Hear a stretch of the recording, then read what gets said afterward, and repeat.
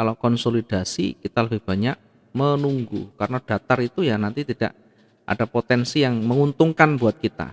Jangan memaksa ketika pasarnya betul-betul datar. Karena nanti datar begini sangat berbahaya, tiba-tiba naik kuat atau bahkan turunnya kuat.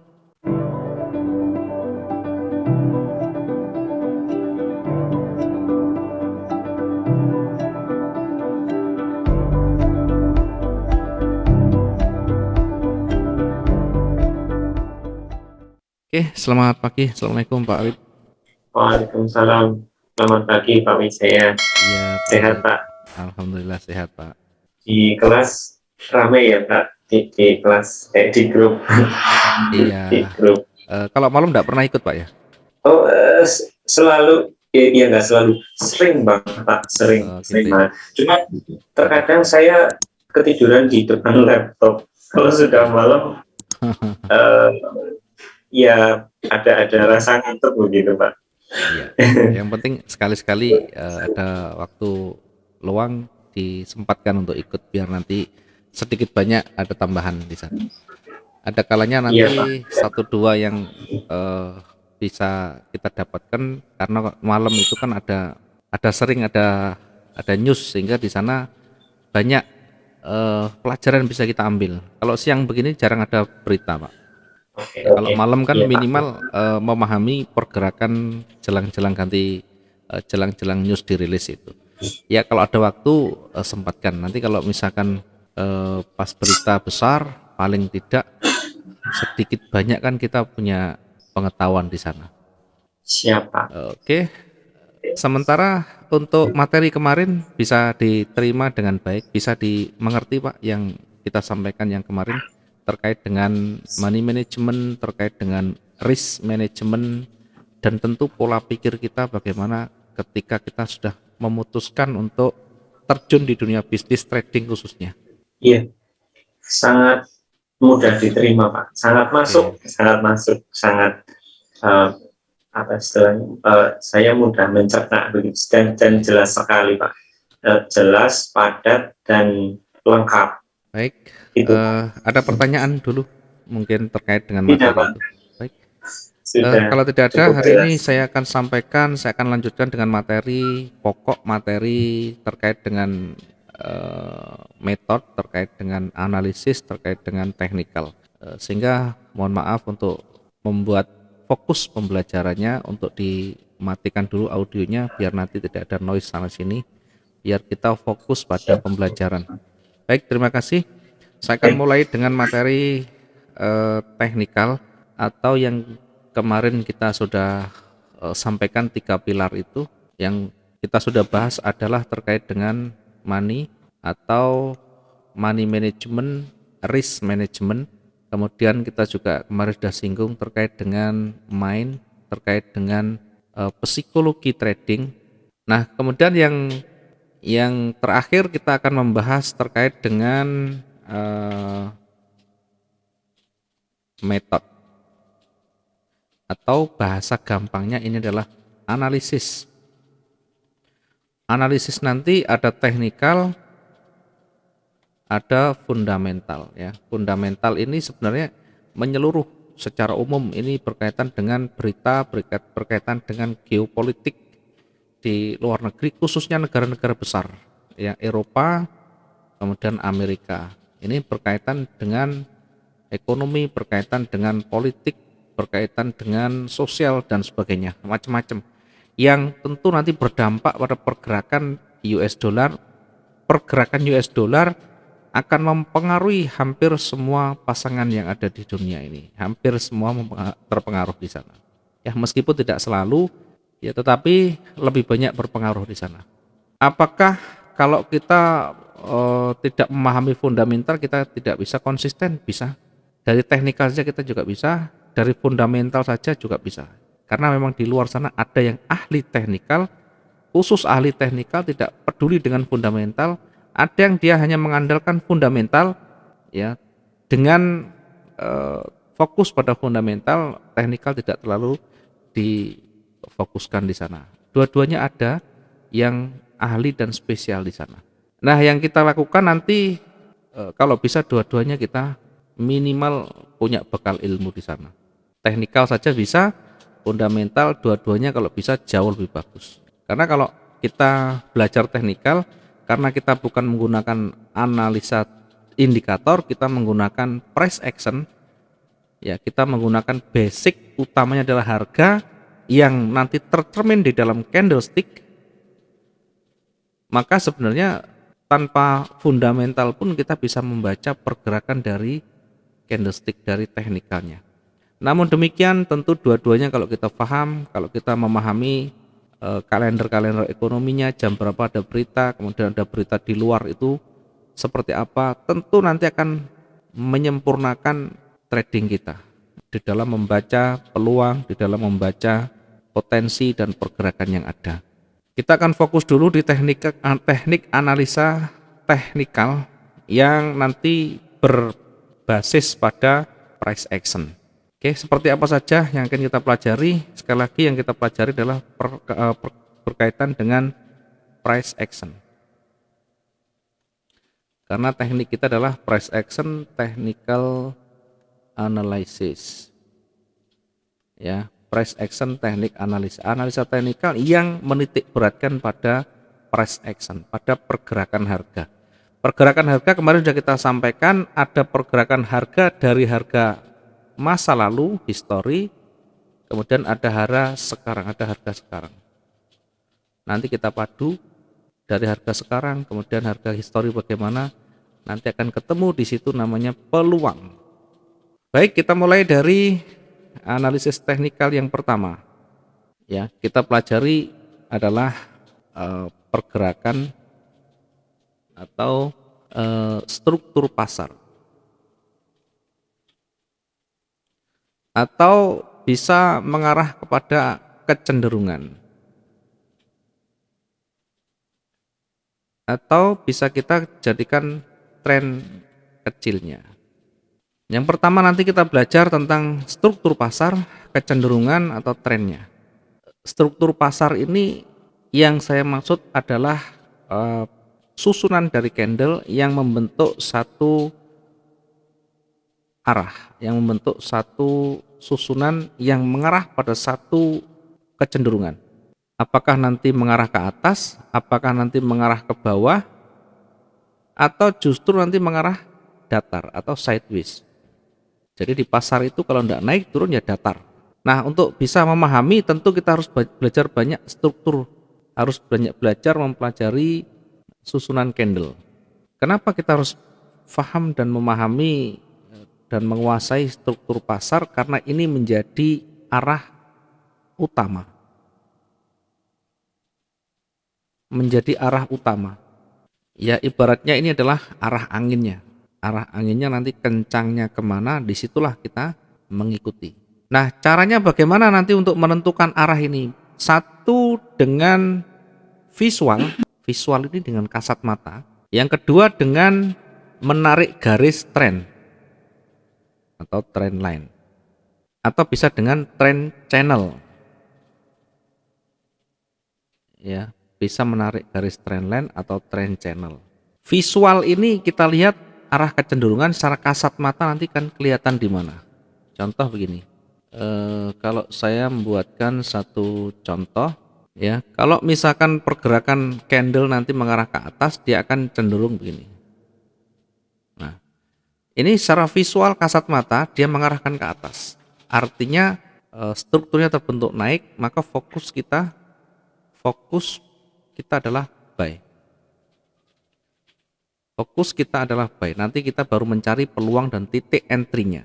Kalau pasarnya dia mengarah ke bawah, ini arahnya kelihatan.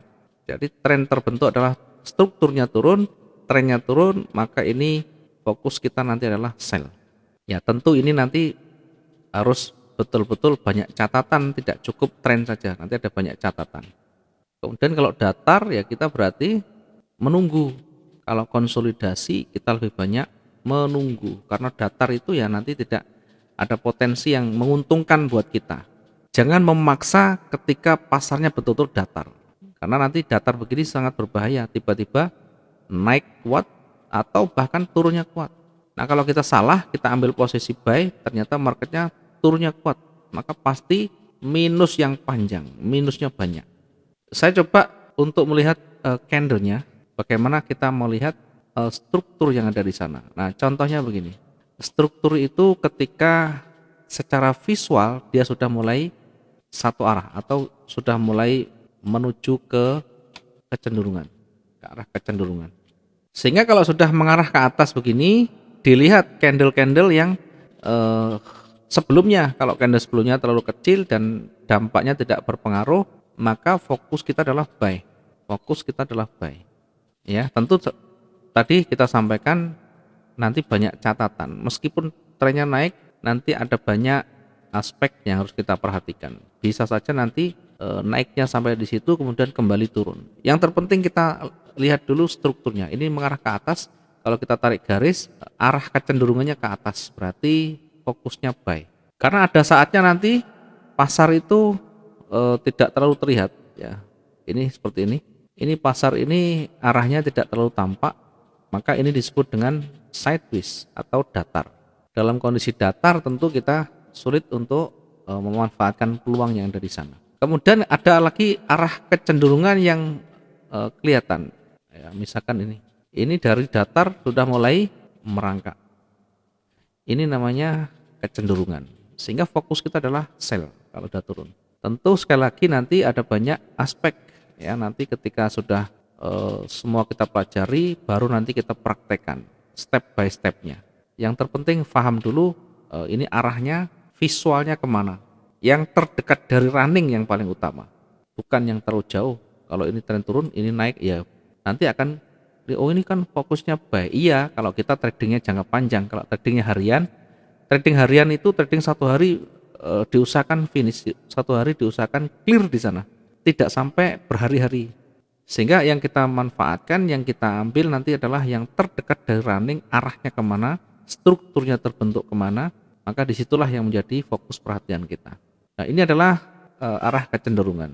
Berikutnya yang kedua adalah candle terakhir atau karakter candle terakhir. Ya, karakter candle yang terakhir. Yang terakhir itu yang mana? Yang sebelum running ya. Kalau sekarang sudah berjalan candle running, maka candle sebelumnya ini candle terakhir. Nah, ini berlaku di time frame berapa? Semua time frame berlaku. Ya, tergantung kita fokusnya kemana. Kalau kita fokusnya di H1, maka fokus di H1. Kalau kita fokus di M15, maka fokus di M15. Jangan lompat sana lompat sini, nanti akan jadi bingung. Ya, jangan seolah profesional, nanti D1 dilihat, W1 dilihat, H1 dilihat, M15 dilihat, M30 dilihat. Jangan sok profesional, tambah bingung nanti. Maka ambil salah satu time frame yang menjadi fokus kita, yang menjadi prioritas kita. Dalami dan pelajari di sana. Ya, pahami karakter candle yang terakhir. Nanti kita sekalian kita gabung. Yang ketiga adalah support dan resisten. Support dan resisten. Yang ketiga adalah support dan resistennya. Oke, kemudian support itu seperti apa, resisten seperti apa. Nah, support ini adalah level bawah, di mana di situ banyak penolakan, di situ tidak mampu untuk turun dan ditolak lagi ke atas. Nah, ini adalah level-level support. Kemudian naik, turun lagi, di sini adalah level resisten. Kemudian turun, naik lagi, ini jadi support lagi. Dan seterusnya. Jadi support resisten itu kalau kita gambar begini. Yang pertama di sini ini support. Kemudian yang di atas puncak, kemudian dia turun atau puncaknya di sini ini resisten. Ketika turun kemudian membentuk satu sudut baru, maka ini jadi support lagi. Yang tadi awalnya di bawah karena tidak sampai turun, tidak sampai breakout, membentuk sudut kembali, maka ini support yang terdekat lagi ya. Kemudian ketika naik dia breakout di resisten, ya breakout di resisten, maka fungsi yang awal di resisten sekarang berubah menjadi support. Resistennya di atasnya yang membentuk sudut lagi. atau membentuk lekukan, atau dia puncak naik ke atas tidak mampu ditolak lagi. Resisten itu ketika naik tidak mampu di situ, kemudian terhenti dan turun, maka jadi resisten. Kemudian ketika turun tetap ini dibatasi supportnya di sini, dia breakout apa enggak. Kalau tidak breakout, kemudian dia kembali naik lagi membentuk sudut, maka ini jadi support terdekat lagi. Sedangkan yang atas resisten ini kalau di breakout, maka fungsi awalnya resisten berubah menjadi support dan seterusnya. Kemudian di atasnya baru dia membentuk sudut lagi jadi resisten lagi. Dia turun tidak sampai breakout di sini, kembali naik lagi jadi sudut lagi jadi support lagi. Resisten yang awalnya di sini karena ditembus maka fungsinya berubah jadi support. Sekarang resisten di sini.